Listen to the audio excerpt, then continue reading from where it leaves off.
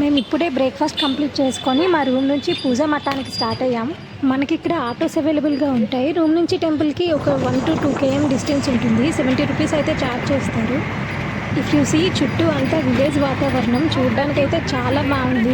ఇక్కడ మొత్తం పెంకుటిల్లులే ఉన్నాయి. ఎక్కడ కూడా మన సైడ్లో ఎలివేషన్ డూమ్ వర్క్స్ ఎక్కడ లేవన్నమాట.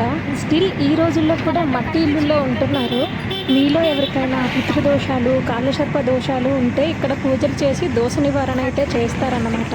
సెలెక్ట్ చేసుకునే పూజ అండ్ రిక్వైర్మెంట్ బట్టి మీకు ఇక్కడ టైమింగ్స్ ఉంటాయి. ఈ ఎదురుగా కనిపిస్తున్న కోనేరు ఉంది కదా, ఆ కోనేరు గట్టులోనే ఇక్కడ పూజలు చేస్తారు.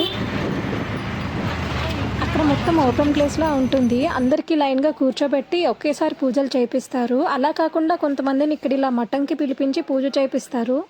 అది మీరు వెళ్ళే పూజారి అండ్ మీరు చూస్ చేసుకునే ప్యాకేజ్ బట్టి ఉంటుంది. అండ్ ఇప్పుడు టైం వచ్చి ఎగ్జాక్ట్గా మార్నింగ్ 8:30 అయ్యింది.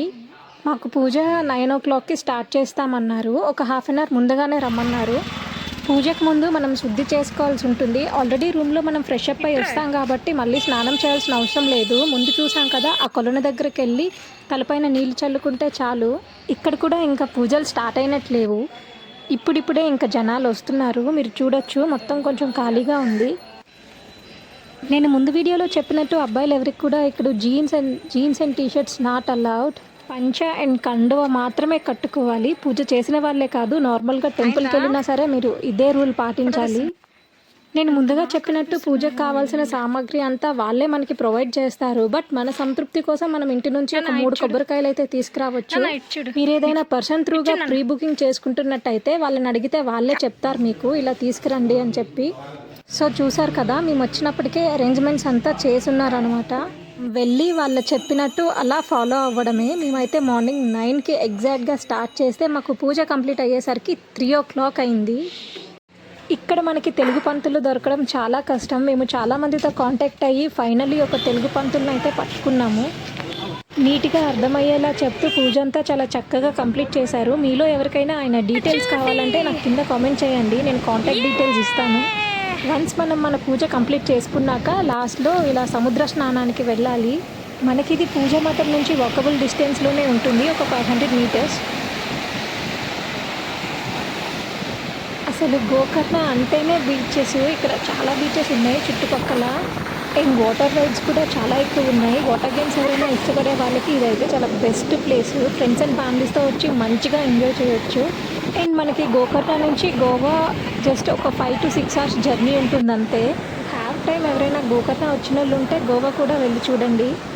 మేమైతే ఇప్పుడు ఇక్కడ స్నానం కంప్లీట్ చేసుకొని మెయిన్ టెంపుల్కి అయితే వెళ్తున్నాం, మురుదేశ్వర టెంపుల్కి. ఇది మనకి వచ్చే దారిలోనే ఉంటుంది. ఈ టెంపుల్లో మనం స్వయంగా రావణుడే తీసుకొచ్చిన ఆత్మలింగాన్ని దర్శించుకుంటాం. కానీ శివయ్యని దర్శించుకునే ముందు మనకి టెంపుల్కి ఆపోజిట్లోనే వినాయకుడి టెంపుల్ అయితే ఉంటుంది. ఇక్కడ ఆయన మనకి ద్విభుజాలతో దర్శనం ఇస్తారు. గణపతిని దర్శించుకున్నాకే తర్వాత మనం శివాలయంకి రావాల్సి ఉంటుంది. ఈ టెంపుల్కి ఆపోజిట్లోనే ఉంటుందన్నమాట. ఫస్ట్ అక్కడికి వెళ్ళి నెక్స్ట్ ఇక్కడికి రావాలి. నా ఎక్స్పీరియన్స్తో I would like to say మీరు ఇది సమ్మర్లో అస్సలు ప్లాన్ చేయొద్దు, ఎందుకంటే ఎండలు చాలా గట్టిగా ఉన్నాయి. వింటర్ సీజన్లో వచ్చారంటే వ్యూ అంతా చాలా బాగుంటుంది. ఈరోజు వీకెండ్ అవ్వనప్పటికీ కూడా క్రౌడ్ చూసారా ఎంతున్నారో, లైన్ ఆ చివరి వరకు ఉందన్నమాట. దగ్గర 1 hour వెయిట్ చేసి ఉంటాం. ఇంట్లో కూడా ఓపిక అంతా అయిపోయింది. బట్ స్ట్రెంత్ తెచ్చుకొని క్యూలో నించున్నాం. నేను చెప్పాను కదా గణపతి టెంపుల్ అని, ఇదిగో ఇదే అన్నమాట. ఇలా మనకి దీని ఎదురుగానే శివయ్య టెంపుల్ ఉంటుంది. ఫస్ట్ మీరు గణపతిని దర్శించుకొని నెక్స్ట్ ఇక్కడికి రావాల్సి ఉంటుంది. అండ్ బెటర్ మీరు ఏదైనా ఆటోని మాట్లాడుకున్నట్టయితే ఆయన నంబర్ తీసుకోండి, ఎందుకంటే మళ్ళీ వెళ్ళి మనం ఆటో వెతుక్కోవాలంటే కొంచెం కష్టం అవుతుంది. అదే వాళ్ళ నంబర్ ఉంటే వాళ్ళకి కాల్ చేస్తే వాళ్ళే మనకు వచ్చి పికప్ చేసుకుంటారు. అండ్ మేమైతే దర్శనం కంప్లీట్ చేసుకొని రూమ్కి వచ్చేసాము. అండ్ ఇక్కడ లంచ్ ప్రొవైడ్ చేశారు. లంచ్ కంప్లీట్ చేసుకొని వీఆర్ చెక్కింగ్ అవుట్. యాక్చువల్లీ రేపు మార్నింగ్ 3 o'clock వరకు మాకు ఇక్కడ రూమ్ అయితే ఉంది. బట్ మేము కుక్కే వెళ్ళాలి, సో అందుకే ఎర్లీగా చెక్అవుట్ చేసేస్తున్నాం. చెక్అవుట్ టైంలో మాకు ఇలా ఒక ఫోటో కొంచెం ప్రసాదం అయితే ఇచ్చారు.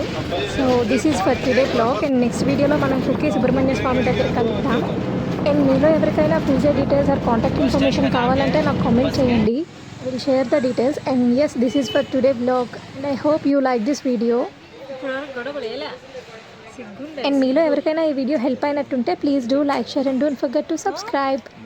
ఇంకా నెక్స్ట్ వీడియోలో మనం ఇంకొక ప్లేస్లో కలుద్దాం. అంతవరకు